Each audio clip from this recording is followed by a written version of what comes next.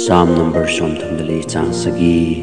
pakai gingya te chu kim velwa van tilin nga amuna san hu do ajeve change pakai hi tabanga phai tam patemin vevin pakaya kise jingmi chu anan no mahi changko amit hingten pakai jengke ngovin aji chu amaging ten la sapna nei pove Psalm number som thumdali chang sagi change changko Timothy khatna bungli chang khat ahin lagau thengin kichin tena saye ninunong lamle mi kim khatta sana kona pulha a laga ho misu lambaina dohale thilha ho thuhila honglung luding ahiwe changi hichu ama se le pha hetna thisa kidep tu tabang mi phalem thuzo se ho kona so do ding ahi Peter Thatni na bungni chang khat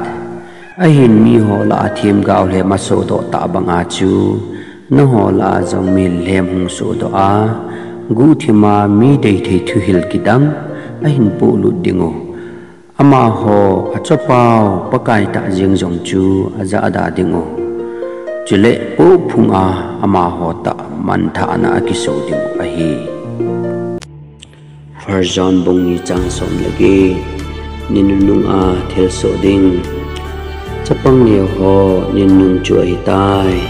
Krista do hung ding ko nei tai tia ki sei na za bangu chun tu ta jing jong hin Krista do tam ta so do tai hi chit chun ninunung ai tai ti hewe som le ko ama ho chu ai ho la ko nin po do ta we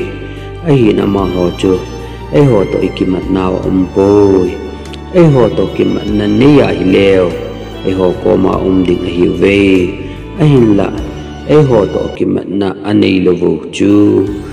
ki phon do na thinga ama ho chu po do ai ta ve som ni no ho wang athing pa thau nu chu na hiwin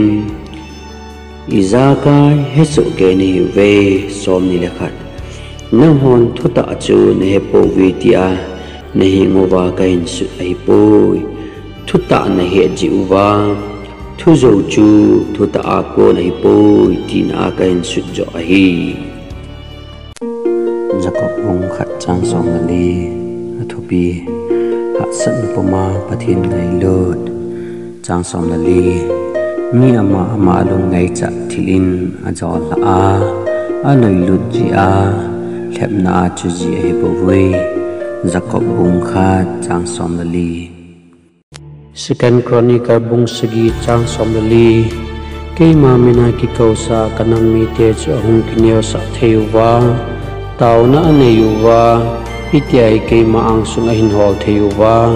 thil se abo na wa ko na a ke manguwa hi le ke man jong wa na ko na ka hin ngaya chon set naw ka ngai dam ding chule gam sungo ka dam sa ka phat sa ding hi Second Chronicle bung sagi chang som li dan buni na bung som thum la thum chang som ni le sagi tun sa pathin chu nang ma chen namun hi anoi za jang hin aban jang chun na kol cha jinge chule aman namasanga mi ma adal jamin hi chuna seita sumang in tin dan buni na bung som thum la thum chang som ni le sagi Judges bung sagi chang som le sagi chun Gideon chuna jawa sei pi so phejin kay ni hin belvin lang kay bol bang hin bolovin batan nga amon phai cham ka pha ting kay man bo bang na hin bol chi diwahi ken se ki pen kul kamuna karam pi hon jong amut ting nga amon kim bia zo sia kuna na hon jong na hin mu so kay wa na ho diu pakai ding le Gideon din tia na sak chi diwahi ati Job bung som lali chang kha Numaya hung ping do miem hi ahin kho chom cha ba wahin gen thei na adim se e changi miem hi pa cha pa bangin hung pa do ji pa cha kop su bangin a kop su loi ji tai